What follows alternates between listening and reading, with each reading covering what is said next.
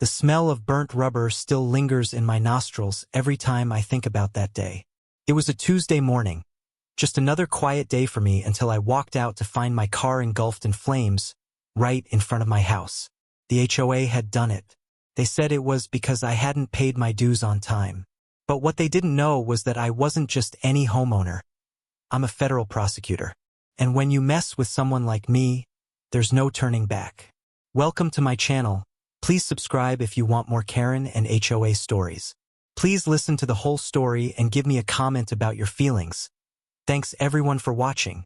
I stared at the smoldering remains of my vehicle, smoke curling up into the sky as if mocking me. My neighbors stood around whispering, some looking genuinely sorry while others acted like they were watching a soap opera unfold. "This is outrageous," I muttered under my breath. Little did they know, this act of vengeance would be their biggest mistake. Let me rewind a bit and give you some context. My name is Jonathan Carter, but most people call me John. I moved into this neighborhood 6 months ago after inheriting my late aunt's house. Everything seemed fine at first. The lush green lawns, perfectly trimmed hedges, and friendly smiles from fellow residents made it feel almost too perfect. Too good to be true, right? That's exactly where things started going downhill. The HOA here isn't your average homeowners association. They're more like dictators disguised as community leaders.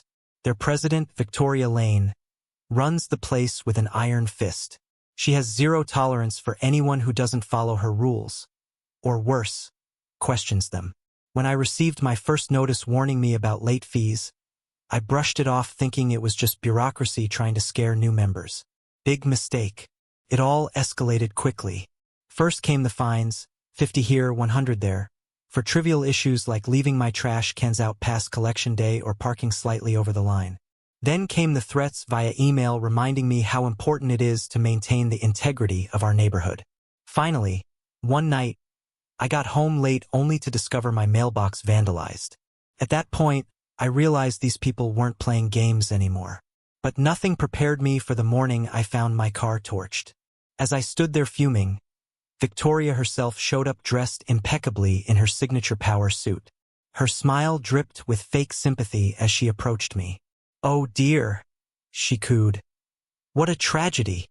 We'll make sure this gets reported properly." Her tone oozed sarcasm, and I could tell she thought she'd won.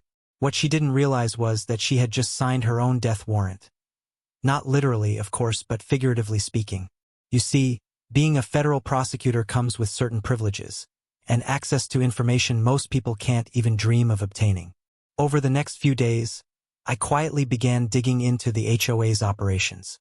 Every document, every transaction, every decision, they were all fair game now. What I uncovered shocked even me. Corruption ran deeper than I imagined. Kickbacks, embezzlement, falsified records, it was like something straight out of a crime thriller. As much as I wanted to march into their office and expose everything immediately, I knew patience was key. Revenge served cold is always sweeter. So, I bided my time, collecting evidence piece by piece, building a case so airtight it couldn't be challenged. Meanwhile, life went on for the rest of the neighborhood. People continued paying their dues without question, unaware of the storm brewing beneath the surface. And then, one evening, as the sun dipped below the horizon casting long shadows across the street, I decided it was finally time to drop the bomb. The moment I decided to take on the HOA was when everything changed, not just for me, but for everyone in that neighborhood. After Lydia left my porch that day, her face pale and her composure shaken, I knew she'd come back fighting. But little did she, or anyone else, know that I had already mapped out every move they could make against me. And each of those moves would only strengthen my position. 2 days later, I received an unexpected visitor. Mrs. Thompson, a sweet elderly lady who lived 2 houses down from the pipeline trench. She knocked softly on my door, clutching a plate of cookies like some kind of peace offering. "Jonathan," she said hesitantly, "I heard what happened. I wanted to say thank you." "Thank me? For burning my own car? Or for stopping the HOA's reckless actions?" She continued, "That HOA has been bullying us for years. My husband used to argue with them about their ridiculous rules, but he passed away last year. Now I don't have the energy to fight anymore. You're doing something brave. Her words hit me hard. Brave wasn't how I felt. I felt angry, determined, maybe even vengeful. But hearing her gratitude reminded me why I was doing this. It wasn't just about my car or my pride. It was about standing up for people like Mrs. Thompson, who couldn't stand up for themselves. Meanwhile, the HOA wasn't sitting idle. A few days after Lydia's visit, I noticed strange activity near the pipeline. Workers were digging deeper trenches, almost as if they were trying to bypass my control over the water supply. They thought they could outsmart me by rerouting the aquifer, but they didn't realize I'd already consulted with the regional water district. Any attempt to tamper with the system without permission would result in hefty fines and possibly criminal charges. But here's where things got interesting. One evening, while reviewing the HOA's financial records, thanks to a tip-off from Ryan, the nervous resident, I stumbled upon something shocking. The HOA wasn't just mismanaging funds. They were laundering money through fake construction projects. That new water pipeline? Just a cover-up for embezzling thousands of dollars from homeowners' dues. Now, I had leverage beyond revenge. I called my colleague at the Department of Justice and briefed him on the situation. He advised caution. "Jonathan," he warned, "if you expose this too soon, they might try to bury the evidence. Let's gather more proof before we act." So I waited, and during that waiting period, life took another unexpected turn. One night, as I sat on my porch sipping coffee, I noticed someone sneaking around my property. At first, I thought it was just a curious neighbor, but then I saw the glint of a flashlight beam. Someone was tampering with the pipeline valve I'd installed. Without hesitation, I grabbed my phone and recorded everything. Sure enough, it was none other than Greg Miller, the HOA's treasurer. Caught red-handed, he tried to bluff his way out of it. "This is for the good of the community," he shouted, attempting to justify his actions. Good of the community? Please. This guy probably hadn't stepped foot outside his luxury home in months unless it was to attend a board meeting. I smirked. "Greg, you've just incriminated yourself. Care to explain why you're sabotaging federal property?" His face turned white as a ghost. "Federal property? Oh yes, thanks to my connections, the pipeline now fell under federal jurisdiction due to its connection to regulated water basins." Greg bolted off my land faster than a rabbit chased by a hawk. By now, whispers of corruption were spreading throughout the neighborhood. Residents began questioning the HOA's motives, demanding transparency. Some even formed a committee to investigate further. Every piece of evidence I uncovered added fuel to the fire. Documents showing illegal transactions, emails revealing secret deals. It all pointed to one thing. Victoria Lane and her cronies weren't just power-hungry. They were criminals. And yet, despite having so much dirt on them, I still held back. Revenge served cold, remember? Besides, I wanted to give them enough rope to hang themselves. So, I let the rumors grow, the tensions rise, and the cracks in their perfect facade widen. Then came the twist no one saw coming. Not even me. Late one night, as I reviewed yet another stack of documents, I found a letter addressed to me. Anonymous sender, no return address. Inside was a single sentence written in shaky handwriting.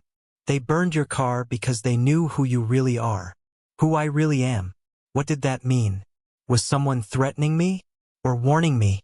Before I could dwell on it too long, there was a knock at my door. Standing there was none other than Victoria Lane herself, dressed casually for once, looking uncharacteristically vulnerable. "We need to talk," she said quietly. Victoria Lane standing on my porch that night wasn't what I expected. Not at all. She looked different without her usual polished facade. No designer suit, no clipboard, just a plain sweater and jeans. For a moment, she seemed almost human. Almost. "I need to explain," she began, her voice quieter than usual. This isn't about me or the HOA. It's bigger." Bigger? What could possibly be bigger than burning someone's car because they didn't pay fake fees?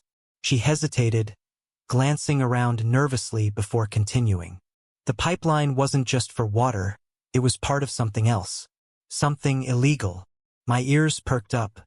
Illegal? Now that was interesting. Victoria confessed that the HOA had been working with a shady construction company to siphon off funds meant for neighborhood improvements. The so-called water pipeline project was nothing more than a cover-up, a way to funnel money into offshore accounts. And guess who discovered this little scheme? None other than Greg Miller, the treasurer I caught tampering with the valve. But here's the twist. Greg wasn't trying to sabotage my control over the water supply. He was covering his tracks. If anyone found out about the embezzlement, he'd go down hard. So, when the HOA decided to torch my car, Greg panicked. He thought I might dig too deep and expose everything. I couldn't believe what I was hearing. All this time, I thought the HOA acted purely out of greed and arrogance. But now, it seemed there was another layer to their corruption, one far darker than I imagined. Why are you telling me this? I asked, skeptical. Victoria sighed. Because if you don't stop digging, people will get hurt, innocent people. Not just you or me. This goes beyond the HOA. Her words sent chills down my spine. Was she threatening me? Warning me? Or was she genuinely scared? That night, after Victoria left, I sat in silence, replaying our conversation in my head. Part of me wanted to ignore her warning and keep pushing forward. After all, they burned my car. They deserved whatever came next. But another part of me wondered if she was right, if stopping now could save others from getting dragged into their mess. Still, curiosity got the better of me. Over the next few days, I dug even deeper into the HOA's finances. With help from Ryan, the nervous resident turned ally, I uncovered documents showing millions of dollars disappearing into shell companies. Millions. Enough to fund entire neighborhoods' infrastructure projects for years. Then, I stumbled upon something unexpected. A list of names. Names of residents involved in various schemes, either willingly or unknowingly. Some were small-time offenders, like falsifying signatures on contracts. Others were bigger fish, like forging deeds to sell properties illegally. One name stood out. Mrs. Thompson, the sweet elderly lady who thanked me for fighting back. Wait, Mrs. Thompson? The same woman whose husband used to argue with the HOA? How could she be involved in something like this? When I confronted her the next day, she broke down crying. Turns out, the HOA blackmailed her years ago after discovering old debts her late husband owed. They forced her to sign papers allowing them to use her land for certain projects, including parts of the pipeline. She had no choice but to comply or risk losing her home entirely. This revelation shook me. The HOA wasn't just corrupt. They preyed on vulnerable people, using fear and manipulation to achieve their goals. Burning my car suddenly felt less personal and more symbolic. A message meant to silence anyone who dared question them. Meanwhile, tensions in the neighborhood reached an all-time high. Residents grew restless, demanding answers about the pipeline fiasco and skyrocketing dues. A group of activists formed, calling themselves the Neighborhood Guardians. Led by Sarah Martinez, a former teacher turned activist, they organized protests outside the HOA offices, demanding transparency. Sarah approached me one evening, her eyes blazing with determination. "We know what you've been doing, Jonathan," she said, "and we want to help. Together, we can bring them down." At first, I hesitated. Involving others felt risky. But then I realized, this fight wasn't just mine anymore. It belonged to everyone affected by the HOA's actions. So I agreed. Over the following weeks, we worked tirelessly, gathering evidence, spreading awareness, and building a case strong enough to take down the entire organization. We leaked documents exposing the embezzlement, shared stories of victims like Mrs. Thompson, and rallied support from local media. But just as things started falling into place, another bombshell hit. Late one night, while reviewing files in my study, I received an anonymous email containing photos of my house, surrounded by strange vehicles. The message read, "Back off or else."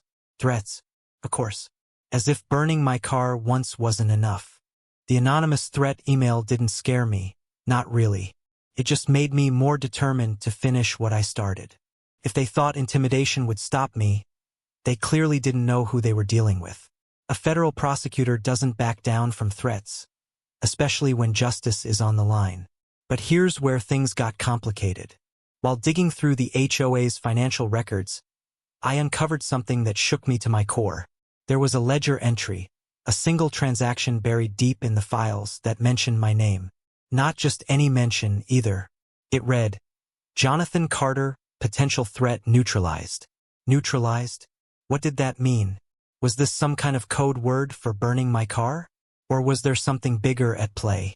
I decided to dig deeper into the HOA's connections. With help from Ryan, yes, the nervous resident turned ally, I traced the money trail to a construction company based out of Nevada. This wasn't just any company. It had ties to organized crime syndicates operating across multiple states. Suddenly, everything clicked into place. The HOA wasn't acting alone. They were pawns in a much larger game. This revelation changed everything. Burning my car wasn't just about unpaid dues or defiance against their rules. It was part of a systematic effort to silence anyone who dared question them. And now I knew why they were protecting someone powerful. Meanwhile, tensions in the neighborhood continued to rise. Protesters gathered outside the HOA offices every evening, chanting slogans like, "Transparency now," and "No more lies." Sarah Martinez, the leader of the neighborhood guardians, even organized a town hall meeting to demand answers from Victoria Lane. When Victoria showed up, flanked by her usual cronies, she tried to brush off the accusations with vague promises of reform. But no one bought it anymore. That night, after the meeting ended, I received another visitor. This time it was Greg Miller, the treasurer I'd caught tampering with the pipeline valve. He looked haggard, his face pale and drawn. "You have to believe me," he said urgently. "We didn't know the full extent of what was happening. Victoria. She's been covering up things we can't even imagine." Covering up? Like what? Greg hesitated, glancing over his shoulder as if afraid someone might overhear. Then he whispered, "There are bodies buried on the property near the pipeline trench." Bodies? My stomach churned. Was he serious? Or was this some kind of twisted attempt to manipulate me? Before I could press him further, Greg bolted out of my house, leaving me stunned and confused. Bodies? That couldn't be true. Could it? Determined to find answers, I visited the site where the pipeline trench ran closest to the edge of Oakwood Heights. Armed with a flashlight and a camera, I scoured the area under the cover of darkness. At first, I found nothing unusual, just dirt, rocks, and debris. But then, buried beneath a pile of earth, I discovered something shocking. An old metal box. Inside the box were documents, contracts, invoices, and photographs, all pointing to illegal land grabs orchestrated by the HOA years ago. One photo stood out. It showed a group of workers standing around a freshly dug grave-like hole, smiling as if posing for a trophy picture. The caption read, "Phase 1 complete." My blood ran cold. Phase 1? What came next? As I stood there, clutching the evidence, headlights suddenly illuminated the area. Someone had followed me. Panicking, I stuffed the box into my bag and sprinted back toward my house. Whoever was watching me hadn't expected me to move so fast. They drove off without confronting me, but not before I caught a glimpse of the license plate. Nevada registration. This confirmed my suspicions. The HOA wasn't just corrupt, they were dangerous, and they weren't acting alone. Over the next few days, I worked tirelessly to piece together the puzzle. With help from Ryan, Sarah, and even Mrs. Thompson, we built a case strong enough to take down not just the HOA, but the entire criminal network behind them. We leaked documents exposing their embezzlement schemes, shared stories of victims like Mrs. Thompson, and rallied support from local media. But just as things started falling into place, another twist hit. Late one night, while reviewing files in my study, I received a call from someone unexpected. Lydia Lane herself. "I need your help," she said, her voice trembling. "Victoria has gone too far this time. She's planning something big, and innocent people will get hurt." Wait, Lydia? The same woman who oversaw the destruction of my car and countless other injustices? Why should I trust her now? She pleaded, "Please, Jonathan, meet me tomorrow morning at the old diner on Main Street. Bring the evidence you've collected. We need to stop her before it's too late." The next morning, I met Lydia at the old diner on Main Street just like she asked. She looked different. No polished suits or clipboard this time, just jeans and a plain sweater. Her usually perfect hair was messy, and dark circles hung under her eyes. For the first time, she seemed human, not like the cold, calculating HOA president I'd grown to despise. "I didn't mean for any of this to happen," she said after we sat down. "It wasn't supposed to get this far." I raised an eyebrow. "Then explain it to me, Lydia. Why are there bodies buried near the pipeline? And why did you burn my car?" She hesitated, twisting her hands nervously. Finally, she spoke. "The HOA, it's not what you think. It started out fine. A group of neighbors wanting to keep our community clean and safe. But over the years, power corrupted us. Victoria took control, and things spiraled out of hand. Bodies, corruption, power. The story kept getting darker by the minute." Lydia continued, her voice shaking. "Years ago, when they wanted to expand the pipeline, some residents refused to sell their land. One couple even sued them. They disappeared shortly after." "Disappeared?" My stomach churned. "What do you mean, disappeared?" "They were found dead in a car accident. Or at least that's what the police reported. No one ever questioned it. Everyone was too scared to speak up." This revelation hit me hard. The HOA wasn't just about rules and fines. It was about silencing anyone who stood in their way. Burning my car suddenly felt less personal and more strategic. A warning shot fired to shut me up before I uncovered too much. But here's where the twist came. Lydia wasn't entirely innocent either. She admitted to knowing parts of the truth all along but staying quiet because she feared retaliation. "If I spoke out, they would have destroyed me too," she confessed. "And now, I'm stuck between protecting myself and doing the right thing." Her honesty surprised me. Could I trust her? Or was this another ploy to manipulate me? Before I could press further, my phone buzzed. A text from Sarah Martinez, the leader of the neighborhood guardians. "Urgent meeting now. Something big must have happened." When I arrived at the meeting spot, a small park on the edge of town, the atmosphere was tense. Residents huddled together, whispering anxiously. Sarah stepped forward, holding a stack of documents. "We've got proof," she announced. "Proof that the HOA has been falsifying property records for years. Some people don't even own the homes they're living in." Falsified property records? That explained why Mrs. Thompson ended up signing papers she never agreed to. It also meant countless other victims might be out there, people unaware they'd been scammed. As chaos erupted among the crowd, I noticed something strange. Across the street, a black SUV idled with tinted windows. Someone inside was watching us. My gut told me it wasn't coincidence. That night, I couldn't shake the feeling that danger lurked around every corner. After reviewing the new evidence provided by Sarah, I realized how deep the rabbit hole went. The HOA wasn't just stealing money, they were stealing lives. And if they caught wind of everything we were uncovering, nothing would stop them from striking back. Meanwhile, Greg Miller reappeared, looking even worse than before. He brought more documents, this time detailing bribes paid to local officials to turn a blind eye to the HOA's activities. "They've got connections everywhere," he whispered. "Even the cops are involved." Cops involved? This wasn't just a neighborhood issue anymore.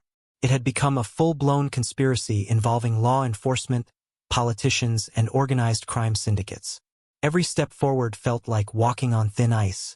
By now, I knew one thing for sure. Bringing down the HOA wouldn't be easy. It would require courage, strategy, and maybe even a little luck. But most importantly, it would take unity. Together, we had to expose the truth and fast.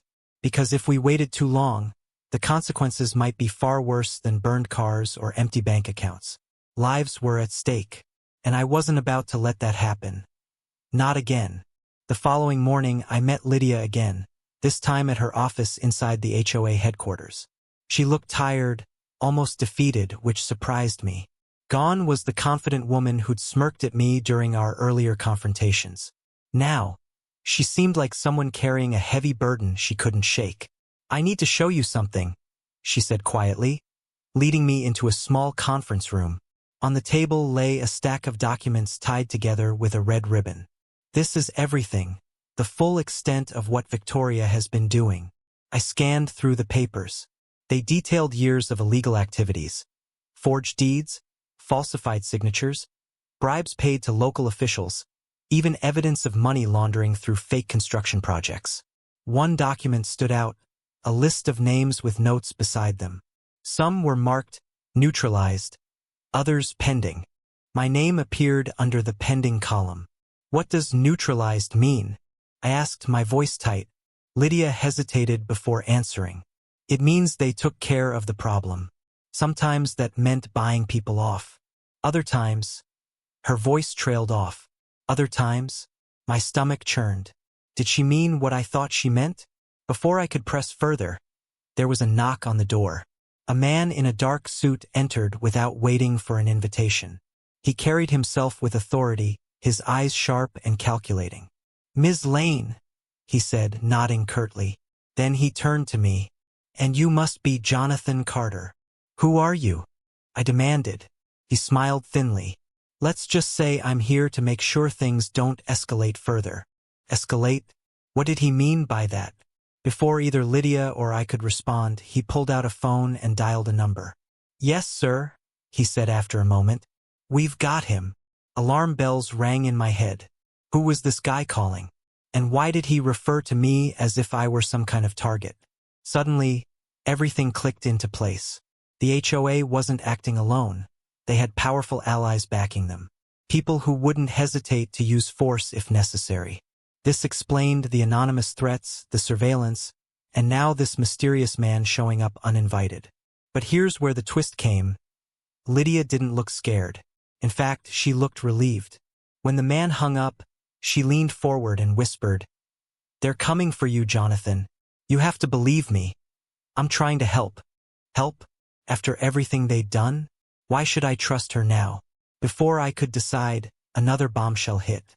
Late that afternoon, Sarah Martinez approached me with disturbing news. "There's more to this than we realized," she said urgently. Some residents dug up old records and found discrepancies dating back decades. It looks like the HOA has been seizing land piece by piece, expanding their territory illegally. Seizing land? That explained why Mrs. Thompson ended up signing those papers she never agreed to, and why Greg Miller panicked when I caught him tampering with the pipeline valve. If anyone discovered the truth, he'd go down hard. As if sensing my thoughts, Sarah added, "Greg isn't the only one involved. There are others, board members, contractors, even cops. Everyone seems to be in on it." This revelation changed everything. The HOA wasn't just corrupt. They were dangerous. And they weren't acting alone. They had connections everywhere, law enforcement, politicians, maybe even higher up the chain. That night, I sat in my study reviewing all the evidence we'd gathered so far. Documents detailing embezzlement schemes, photos of victims like Mrs. Thompson, recordings of Lydia's confessions. It all pointed to one thing: a conspiracy far bigger than any of us imagined. But then, I noticed something strange. Among the files, there was a letter addressed to me. Anonymous sender, no return address. Inside was a single sentence written in shaky handwriting. "If you expose them, they'll destroy everyone, including you." Destroy everyone? Was this another threat? Or a warning? Before I could dwell on it too long, my phone buzzed. A text from Ryan, the nervous resident turned ally. "Meet me tonight. Urgent." Curious and slightly uneasy, I agreed. We met at a secluded spot near the edge of town. Ryan looked pale, his hands trembling as he handed me a USB drive. "Take this," he whispered. "It's everything. The entire database of the HOA's financial transactions over the past decade." Everything? My heart raced. If this was real, it could bring the whole operation crashing down. "But be careful," Ryan warned. "They know you're onto them. I heard them talking yesterday. They're planning something big." Planning something big? My mind raced. Whatever it was, I knew one thing for sure. Time was running out. That night, I couldn't sleep. The anonymous letter warning me about destruction, and Lydia's sudden shift in behavior, kept replaying in my mind. Was she truly trying to help? Or was this another scheme to manipulate me into backing down? The next morning, I decided to visit the site of the pipeline trench once again. Armed with a flashlight and the USB drive Ryan had given me, I scoured the area under the cover of darkness. This time, I wasn't looking for bodies or buried documents. I was searching for answers. As I walked along the edge of the trench, something caught my eye. A small metal box half buried in the dirt. Inside were more files, this time detailing meetings between Victoria Lane and officials from the city council. One document stood out, an email exchange discussing plans to expand the HOA's territory beyond Oakwood Heights. They weren't just stealing land. They were planning too. My heart raced. If they succeeded, countless innocent people would lose their homes and livelihoods. And if anyone tried to stop them, well, history showed what happened to those who crossed the HOA. But here's where things got even stranger. Among the files was a list of names, residents marked as assets or liabilities. My name appeared under both categories.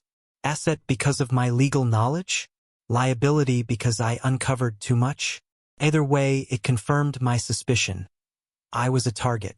Before I could process everything, headlights suddenly illuminated the area. Someone had followed me. Panicking, I stuffed the box into my bag and sprinted back toward my house. Whoever was watching me hadn't expected me to move so fast. They drove off without confronting me, but not before I caught a glimpse of the license plate. Nevada registration, the same state linked to the construction company with ties to organized crime syndicates. This confirmed my worst fears. The HOA wasn't acting alone. They were part of a much larger network. And if they caught wind of everything I'd discovered, nothing would stop them from striking back. Over the next few days, I worked tirelessly to piece together the puzzle. With help from Ryan, Sarah, and even Mrs. Thompson, we built a case strong enough to take down not just the HOA, but the entire criminal organization behind them. We leaked documents exposing their embezzlement schemes, shared stories of victims like Mrs. Thompson, and rallied support from local media. But just as things started falling into place, another twist hit. Late one night, while reviewing files in my study, I received a call from someone unexpected. Ethan, the land surveyor whose story I'd read about earlier. You know, the guy who fought the HOA over their illegal pipeline. "I heard you're in trouble," he said bluntly, "and I think I can help." Ethan? How did he know about me? And why should I trust him? He explained that after his own battle with the HOA, he'd kept tabs on similar cases across the country. "What's happening in Oakwood Heights isn't unique," he warned. "It's part of a pattern. These organizations operate like franchises, using the same tactics everywhere." Franchises? That meant there were others like Victoria Lane operating in different neighborhoods. Suddenly, the scope of the problem became clear. It wasn't just about stopping the HOA in Oakwood Heights. It was about dismantling an entire system. With Ethan's guidance, I learned new strategies for gathering evidence and protecting myself. He even introduced me to a lawyer specializing in HOA corruption cases, a woman named Clara Rodriguez. Together, we formulated a plan to expose everything, from the fake property records to the illegal land grabs. But just as we thought we had all the pieces in place, Lydia reappeared. This time, she didn't come alone. She brought a man in a dark suit, the same one who'd shown up at her office weeks ago. His presence sent chills down my spine. "We've been monitoring your activities," he said coldly. "If you proceed, there will be consequences, not just for you, but for everyone involved." Consequences? What did he mean by that? Before I could press further, Lydia stepped forward. "They're serious, Jonathan," she whispered. "You don't understand how deep this goes." Deep? Deeper than I imagined, apparently. But was she really warning me or threatening me? The showdown came sooner than I expected. After weeks of gathering evidence, exposing corruption, and building alliances with residents like Sarah and Ryan, I finally had enough to take down the HOA once and for all. But little did I know, they weren't going to go quietly. One evening, as I reviewed the latest batch of documents, proof of embezzlement, falsified property records, and illegal land grabs, I received an unexpected visitor. It was Victoria Lane herself, standing on my porch with no trace of her usual arrogance. Her face was pale, her hands trembling slightly. "I need to talk," she said softly. For a moment, I considered slamming the door in her face. After all, this was the woman who ordered my car burned and threatened innocent people for years. But something about her demeanor told me she wasn't here to fight. Not today, at least. We sat in my living room, an awkward silence hanging between us. Finally, she spoke. "You're right," she admitted. "What we've done, it's wrong. And now it's coming back to haunt us." Haunt them? Was she confessing guilt? Or warning me? Victoria continued, her voice shaky. "There are forces involved that you can't imagine. People higher up the chain who won't hesitate to crush anyone who gets in their way. If you expose us, it won't just be the HOA that falls. Others will step in, and they won't stop until everyone connected to this is destroyed." Destroyed? My stomach churned. Was she threatening me, or trying to protect me from something bigger? Before I could press further, my phone buzzed. A text from Ethan, the land surveyor whose story inspired me earlier. "Be careful. They're moving." Moving? What did he mean by that? Before I could reply, there was another knock on the door. This time, 2 men in dark suits stood outside. Their expressions were cold, their eyes calculating. "We'd like to have a word," one of them said. "Word? About what?" Reluctantly, I invited them inside. As soon as they entered, the atmosphere shifted. These weren't ordinary visitors. They carried themselves with authority, their presence heavy with unspoken threats. One of them pulled out a folder filled with photos and documents. Among them were pictures of me digging through the pipeline trench, meeting with Lydia, even talking to Sarah and Ryan. "You've been busy," he remarked dryly. "But do you really think you can take on something this big alone? Alone? Did they underestimate me, or overestimate themselves?" I stayed calm, keeping my emotions hidden. "It's not about taking on anything. It's about doing what's right." He smirked. "Right or wrong doesn't matter when you're dealing with people who don't play by the rules." His words sent chills down my spine. Were they hinting at violence? Or worse? Just as things started heating up, Lydia appeared unexpectedly. She stormed into the room, her face flushed with anger. "Leave him alone," she shouted. "This stops now. Leave me alone?" Why was she defending me now? To my surprise, the men backed off. Not because they feared Lydia, but because she held something they didn't expect. A recording device. "You think I don't know what you're capable of?" she sneered. "But guess what? I've been documenting everything. Every threat, every bribe, every illegal move. If anything happens to Jonathan or any of us, you'll never see the light of day again." Threats exchanged, tempers flared, and eventually, the men left without another word. But the damage was done. Whatever they represented, they meant business. And they wouldn't stop until they silenced everyone involved.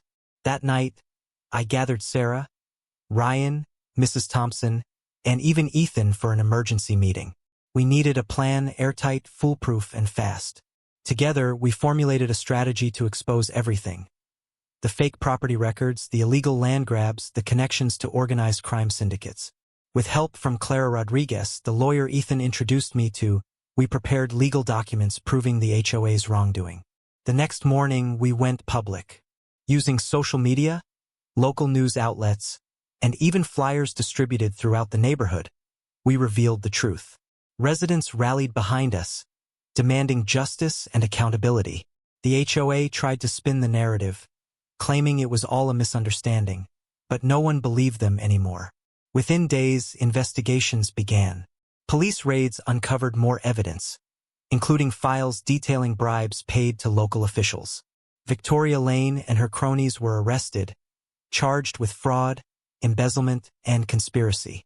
The HOA board dissolved under public pressure, its reputation shattered forever.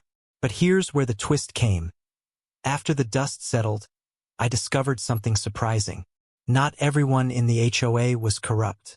Some members, like Lydia, had joined hoping to make a positive difference. Over time, they'd been manipulated and coerced into participating in schemes they never agreed to. In the end, Lydia helped dismantle the very organization she once led. a redemption arc I never saw coming. As for me, life returned to normal, or as close to normal as it could get. My car was replaced, my name cleared, and my reputation strengthened.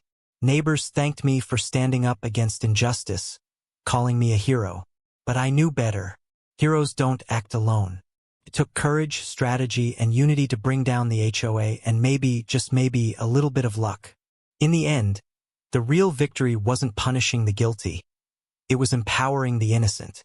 By exposing the truth, we reminded everyone that power belongs to those willing to fight for justice, even when the odds seem insurmountable.